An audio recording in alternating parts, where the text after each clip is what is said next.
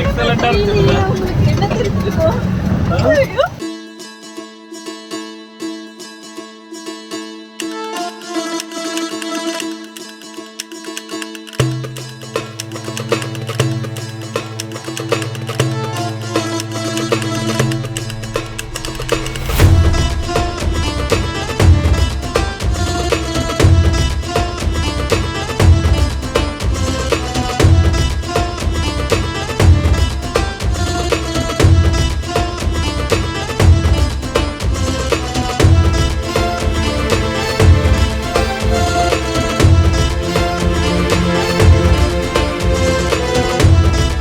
So கேரளாவில் இருக்கக்கூடிய வாகமன் ஹில்ஸ்க்கு தான் நாங்கள் பிளான் பண்ணியிருந்தோம். நாங்கள் ஒரு 4 மெம்பர்ஸ் போயிருந்தோம்.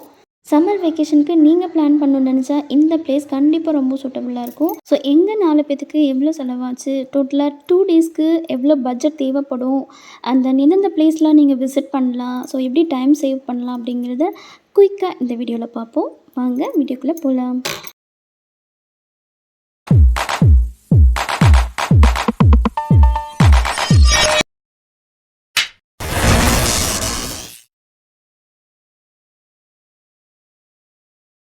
ஒரு வழியாக நாமக்கல்லேருந்து கேரளாவில் இருக்கக்கூடிய வாகமன் ஹில்ஸ்க்கு வந்து சேர்ந்தாச்சு. இதுதான் பார்த்தீங்கன்னா நாங்கள் செலக்ட் பண்ண ரெசார்ட் நேம் வந்து க்ரீன் பேலஸ். இந்த ஏரியாவில் நிறைய ரெசார்ட் இருக்குது, பட் எல்லாமே கொஞ்சம் காஸ்ட்லியாக தெரிஞ்சுது. எல்லாமே 5000 அந்த ரேஞ்சில் தான் படேக்கு சொல்லியிருந்தாங்க. ஸோ இந்த ரெசார்ட்டில் மட்டும் தான் 3500 வித் ஸ்விம்மிங் பூலோடு இருந்தது. நாமக்கல்லேருந்து கரூர், திண்டுக்கல், தேனி வழியாக தான் நம்ம வந்தோம். அதாவது Theni to Kuchanur, Kuchanur to Uthamapalayam, Hanumanthapatti and then Chinnamanur வழியாக போனோம் அப்படின்னா கம்பம், கூடலூர், குமிளி. ஸோ இதுதான் நம்ம வந்தவே. குமிளி வந்தோடனே கேரளா ரீச் ஆகிடுவோம். ஸோ கொளக்கல்மேடு வழியாக வந்தோம் அப்படின்னா புலிக்கண்ணம் எலப்பாறை ரோடுன்னு சொல்லிட்டு இருக்கோம். ஸோ அந்த ரோட்டில் வந்தோம் அப்படின்னா வாகமனுக்கு வந்துடலாம். ஸோ ட்ராவலிங் டயர்ட் இருந்ததுனால ஃபஸ்ட் டே நம்ம ஸ்விம்மிங் பூலுக்கு வந்தாச்சு. ஒரு 2 to 2.5 hours நம்ம ஸ்விம்மிங்லேயே டைம் ஸ்பெண்ட் பண்ணிகிட்டு இருந்தோம். ஸ்விம்மிங்கை முடிச்சுட்டு ரெசார்ட்லேயே லஞ்ச் ஆர்டர் பண்ணியிருந்தோம். நம்மளோட பெஸ்ட் தான், அங்கேயே ஆர்டர் பண்ணாலும் பண்ணலாம், இல்லை வெளியில் பண்ணுறதுனால பண்ணிக்கலாம். பட் வெளியில் போனால் கொஞ்சம் டைம் வேஸ்ட் ஆகுன்றனால அங்கேயே ஆர்டர் பண்ணிட்டோம். ஸோ லஞ்ச் முடித்த உடனே ஆஃப் ரோட் ஜீப் ரைடுக்கு நம்ம புக் பண்ணியாச்சு. ஸோ புக் பண்ணிட்டோம் அப்படின்னா அவங்க வந்து நம்மளை பிக்கப் பண்ணிவிட்டு போயிடுவாங்க. ஸோ ஃபஸ்ட்டு ரைடு ஒன்று பார்த்திங்க அப்படின்னா உளுப்பணின்னு சொல்லிட்டு அந்த இடத்துக்கு தான் கூட்டிகிட்டு போனாங்க. ஆஃப் ரோட் எக்ஸ்பீரியன்ஸ் வந்து பயங்கரமாக இருக்கும். நார்மலாக நம்ம காரில் இதில் போக முடியாது. ஸோ அவங்க ஜீப் மட்டும்தான் இந்த ரோட்லலாம் ட்ராவல் பண்ண முடியும். ஸோ சூப்பராக பண்ணியிருந்தாங்க. அண்ட் தென் ஃபஸ்ட் எடுத்தோடனே உளுப்பணின்னு சொல்லிட்டு ஒரு இடத்துக்கு கூட்டிகிட்டு போயிருந்தாங்க. ஒரு வியூ பாயிண்ட் தான் அது. இப்போ தான் நமக்கு த்ரில்லிங்கான எக்ஸ்பீரியன்ஸ் கொடுத்தவர். ஸோ சூப்பராக இருந்தது டிரைவிங். காலையெல்லாம் ஒரு இடத்துல பிடிச்சி நசுக்கிட்டேன். நல்லா இருந்தது. இதுதான் உளுப்பின வியூ பாயிண்ட்டு. இங்கே நம்ம ஃபோட்டோ கவரேஜில் ஃபினிஷ் பண்ண உடனே அடுத்தது நம்ம கப்பக்கண்ணன் டனல் பாயிண்ட்டுக்கு அடுத்த ஆஃப் ரோடில் கூட்டிகிட்டு போவாங்க. ஸோ அந்த ரோடு தான் இதை விட பயங்கர எக்ஸைட்டிங்காக இருந்தது.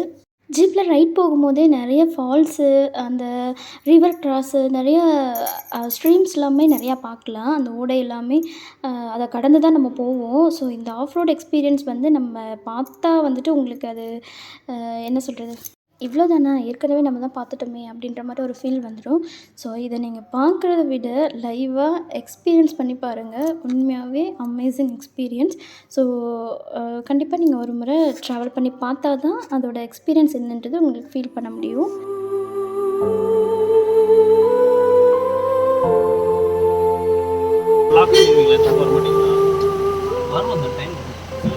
அப்படியே போயிட்டு தண்ணி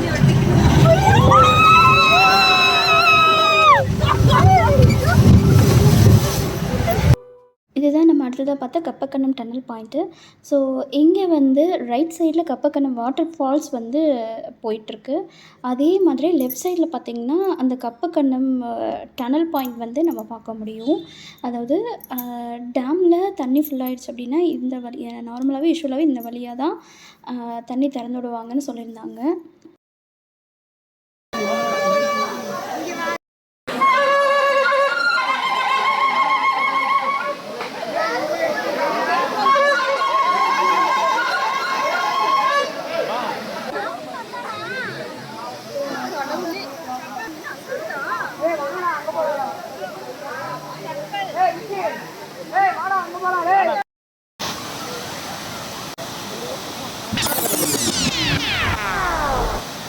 பிளேஸோட நேம் வந்து கோட்டமலை வியூ பாயிண்ட். இது வந்து வாகமனோட எண்டில் இருக்குது, அதாவது மலையோட உச்சியில் இருக்குதுன்னு சொல்லலாம். ஸோ ஸ்ட்ரைட்டாக இந்த பாயிண்ட்டுக்கு வந்து ஜீப் ஸ்ட்ரைட்டாக அப்படி செங்குத்தாக தான் மேலே ஏற்றுனாங்க. ஸோ எங்கே பாதியில் கீழே உருண்டு வந்துருமோன்னு நினச்சோம். ஸோ அந்தளவுக்கு சூப்பராக ஃபாஸ்ட்டாக வந்திருந்தாங்க.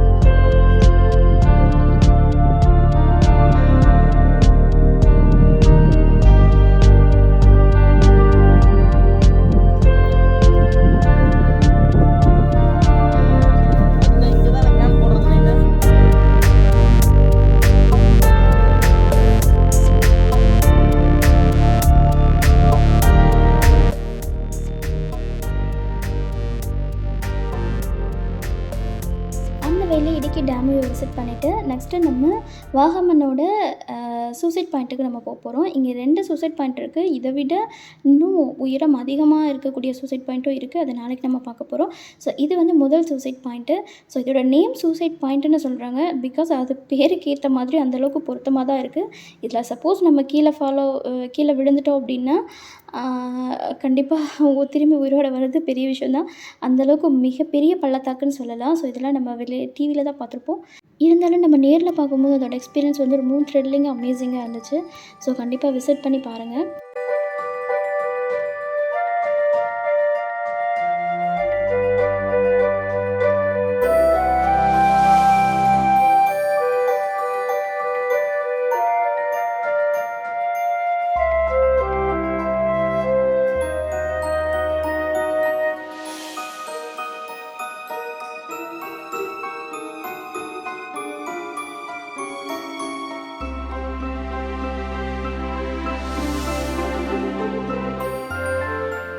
அந்த நெக்ஸ்ட் ரைட் வந்து தாங்கல்பாறை முருகன் மலை. ஸோ அந்த பிளேஸோட நேம் வந்து முருகன் மலை அப்படின்னு சொல்லுவாங்க. இந்த பிளேஸோட நேம் வந்து குரிஷு மலை அப்படின்னு சொல்லிட்டு ஒரு நேம் சொல்லியிருந்தாங்க. அந்த நடுவில் வாகமன் லேக்ஸும் நிறையா காமிச்சாங்க. அந்த ஃபைனலாக நாங்கள் பார்த்த இடம் பார்த்திங்கன்னா கார்டன் தான், ஆர்கிட் கார்டன் தான். அதுவும் அந்த வேலை தான் நாங்கள் விசிட் பண்ண முடிஞ்சுது. ஃபைனலாக வாகமன் டவுனுக்கு கூட்டிகிட்டு வந்துட்டாங்க. ஸோ இதுதான் வாகமன் டவுனு. ஒரு ஹில்ஸுக்கு மேலே தான் இந்தளவுக்கு ஃபெசிலிட்டிஸ்லாம் பண்ணியிருக்காங்க. ஸோ அவ்வளோதான். டே 1 ஈவினிங் ஆகிடுச்சு. டே 1 பிளான் வந்து சக்ஸஸ்ஃபுல்லாக முடிஞ்சிருச்சு. அடுத்தது டே 2ஓட பிளான் தான் நெக்ஸ்ட்டு. ஒரு வழியாக ஃபைனலாக பல கண்டங்களை தாண்டி நம்ம ரெசார்ட்டுக்கு வந்துட்டோம். நெக்ஸ்ட்டு வந்து செகண்ட் டேயில் வாகமன் மீடோஸ்க்கு நம்ம கிளம்பிட்டோம். ஸோ வாகமன் மீடோஸில் நிறைய ஆக்டிவிட்டீஸ் இருக்குது. Kids boating, zipline, sky cycling அந்த மாதிரி நிறையா இருக்குது. ஸோ நாங்கள் எல்லாத்தையுமே ட்ரை பண்ணியிருந்தோம். இதுக்கு வந்து என்ட்ரி வந்து உள்ளே போகிறதுக்கு என்ட்ரி 150 ப்ளஸ் ஒரு பர்சனுக்கு 400 அந்த மாதிரி சார்ஜ் பண்ணியிருந்தாங்க. ஒரு ஆக்டிவிட்டிக்கு ஒரு பர்சனுக்கு 400 ருபீஸ் சார்ஜ் பண்ணியிருந்தாங்க. ஸோ டோட்டலாக நாங்கள் 4 பேர் போயிருந்தோம். ஸோ 1200 ஆச்சு.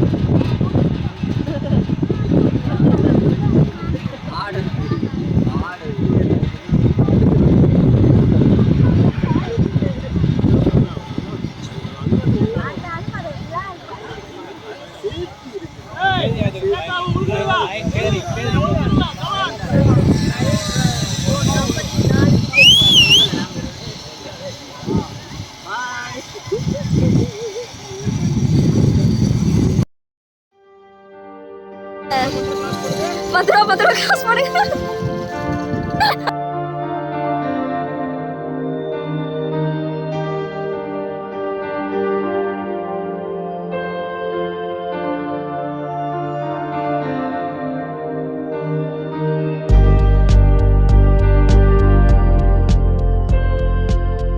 ஒரு வழியாக boating, zip line, sky cycling சொல்லிட்டு ஆக்டிவிட்டீஸ்லாம் முடிச்சுட்டு அப்படியே பர்ச்சேஸ்குள்ளே வந்துட்டோம். ஜஸ்ட் 100 ருபீஸ்க்கு 150 கிராம் க்ரீன் டீ லீஃப் கிடச்சிது. ஸோ அதுவும் வாகமன் மேனுஃபேக்சரிங். ஸோ அதை 2 பை பண்ணிட்டோம். நெக்ஸ்ட்டு அங்கேருந்து வாகமன் அட்வென்ச்சர் பார்க்குக்கு கிளம்பிட்டோம். ஸோ அங்கே பார்த்திங்கன்னா பேராக்ளைடிங் இதே போல் சேம் அட்வென்ச்சர்ஸ் எல்லாமே அங்கே இருந்தது. பட் அட்வென்ச்சரில் இங்கே வந்துட்டு இந்த ஜிப் லைனுக்கெலாம் 400 சொல்லியிருந்தாங்க. பட் அங்கே போகணும் 300 அப்படின்ற மாதிரி தான் சொல்லியிருந்தாங்க. இதை விட அங்கே டிஸ்டன்ஸ் அதிகமாகவே இருக்குது. ஸோ நீங்கள் போனீங்க அப்படின்னா இங்கே போகிறத விட்டுட்டு அங்கே நீங்கள் அட்வென்ச்சர் பார்க்குக்கு போய்ட்டு அங்கே நீங்கள் பண்ணிங்கன்னா ஒரு 100 ருபீஸ் மீதி ஆகும். அண்ட் தென் பேராக்ளைடிங்க்கு ஒரு பர்சனுக்கு 4500 அப்படிங்கிற மாதிரி சார்ஜ் பண்ணுறாங்க இப்போது. இங்கேயும் செல்ஃப் போட்டிங் எல்லாமே இருக்குது. நம்ம மீடோஸில் பார்த்ததை விட இங்கேயும் டிஸ்டன்ஸ் கொஞ்சம் அதிகமாகவே இருக்குது.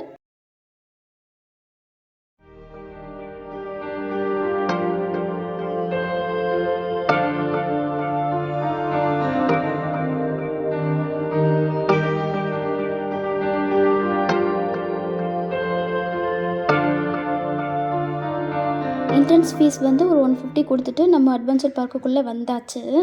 அந்த பேராக்ளைடிங் தான் ஃபஸ்ட்டு நாங்கள் விசிட் பண்ணது. பேராக்ளைடிங்கில் இப்போ பர்சனுக்கு 4500 அப்படிங்கிற மாதிரி டிக்கெட் சார்ஜ் சொல்லியிருந்தாங்க. ட்ரெயினர் நம்ம கூடயே தான் இருப்பாங்க, ஒன்றும் பயப்பட தேவையில்லை. அதாவது ஒரு 1/2 hour வாகமன் ஃபுல்லாக நமக்கு ரவுண்ட் அடித்து காமிப்பாங்க, அப்படியே ஆகாயத்தில் பறப்போம். பட் இருந்தாலுமே கொஞ்சம் பயம்தான், ஏன்னா வெறும் காற்று மட்டும்தான். சப்போஸ் ஏதாவது ப்ராப்ளம் அப்படின்னாலும் கொஞ்சம் பயமாகவே தான் இருந்துச்சு. அதுலேயுமே நிறைய பேர் ட்ராவல் பண்ணியிருந்தாங்க.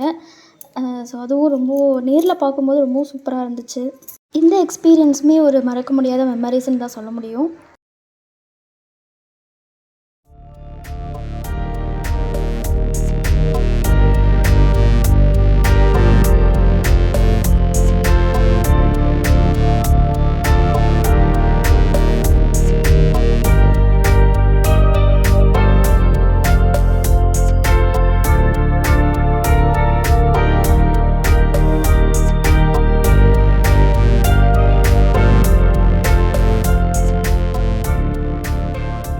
ஸோ இதில் நமக்கு மெயின் அட்வான்டேஜ் என்னென்னா அவங்களே ஸ்டிக்கும் கொடுத்து கேமராவும் கொடுத்து நம்ம வீடியோ கவர் பண்ணிக்க சொல்கிறாங்க. ஒரு பர்சனுக்கு டிக்கெட் சார்ஜ் 4500 மாதிரி சார்ஜ் பண்ணுறாங்க. பட் இந்த கூடாரத்தில் தான் அவங்க டிக்கெட்டே கொடுக்குறாங்க.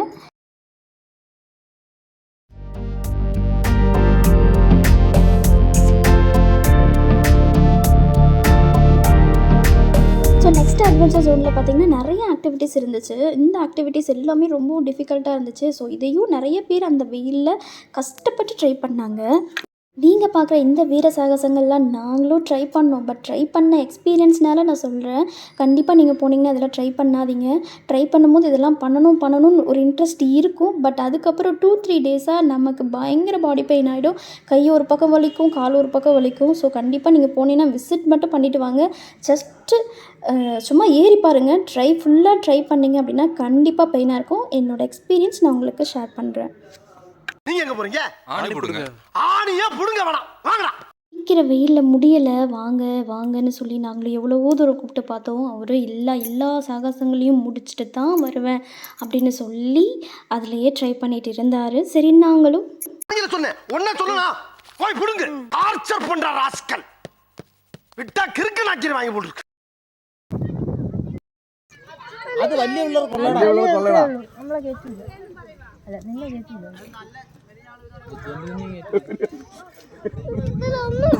ஒரு வழியை இவங்க வீர சாகசங்கள்லாம் முடிச்சிட்டாங்கன்னு சொல்லிட்டு அந்த பக்கமாக இருக்கக்கூடிய கிளாஸ் பிரிட்ஜை பார்க்க போகலான்னு கூப்பிட்டா இப்போ தான் ஒரு குழந்தை மூஞ்சல் ஆடி விளையாண்டுட்டுருக்கு. பார்த்தியா?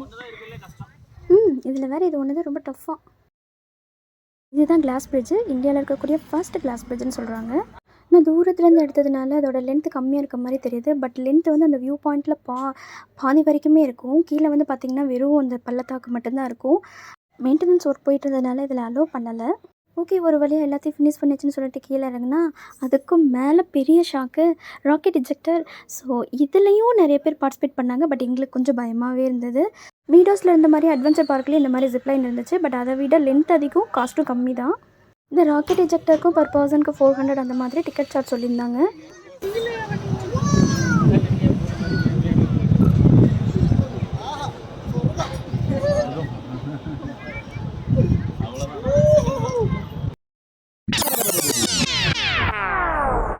வெயில் ரொம்ப ஜாஸ்தியானதுனால இந்த அட்வென்ச்சர்லாம் முடிக்கிறதுக்குள்ளே ஒரு வழியாக டயர்ட் ஆகிட்டோம். ஸோ ஃபைனலாக பைன் ஃபாரஸ்ட்டுக்குள்ளே பூந்துட்டோம். பைன் ஃபாரஸ்ட்டுக்குள்ளே கொஞ்சம் வெயில் தெரியாமல் இருந்துச்சு. அதுக்கு முன்னாடி தான் இந்த கடைகள்லாம் நிறைய இருந்துச்சு. ஸோ இதுலேயும் ஒரு சில ஐட்டம் மெமரிஸ்க்காக நாங்கள் வாங்கி வச்சுருந்தோம்.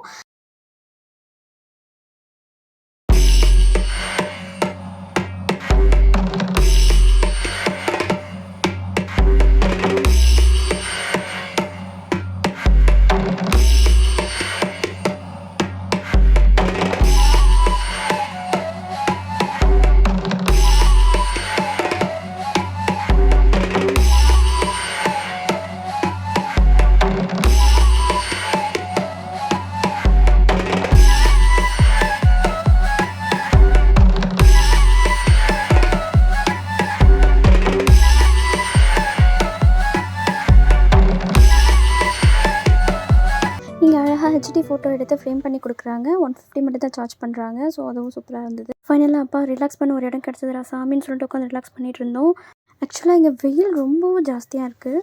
பிகாஸ் இப்போ சீசன் டைம் கிடையாது. பட் இன்னும் சீசன் டைம் போனீங்க அப்படின்னா இன்னும் கொஞ்சம் ஜாலியாக இருக்கும்னு நினைக்கிறேன். ஸோ இங்கே நல்லா ரெஸ்ட் எடுத்துகிட்டு உடனே ஈவினிங் கிளம்பியாச்சு. வாகமன் ட்ரிப்பும் முடிஞ்சிச்சு. முடிச்சுட்டு கீழே இறங்கும்போது கேரளா பார்டரில் கும்பலியில் நிறைய ஓணம் காம்படிஷன் பார்த்துருந்தோம். ஸோ அந்த காம்படிஷன்லாம் நெக்ஸ்ட் வீடியோவில் நான் போஸ்ட் பண்ணுறேன். ஸோ இங்கே எப்படி நம்ம ஊரில் எப்படி ஜல்லிக்கட்டு ஃபேமஸோ அங்கே அந்த மாதிரி அந்த வடம் இழுக்கிறது ரொம்ப ஃபேமஸ். இந்த காம்படிஷனில் எந்த டீம் ஃபஸ்ட்டு, செகண்ட், தேர்ட் வந்தாங்க அப்படின்றது நெக்ஸ்ட் வீடியோவில் நான் அப்டேட் பண்ணுறேன். இந்த வீடியோவில் மேபி நான் ஏதாவது மிஸ் பண்ணியிருக்கலாம். சப்போஸ் ஏதாவது உங்களுக்கு டவுட் இருந்ததுன்னா எனக்கு கீழே கமெண்ட் பண்ணுங்கள்.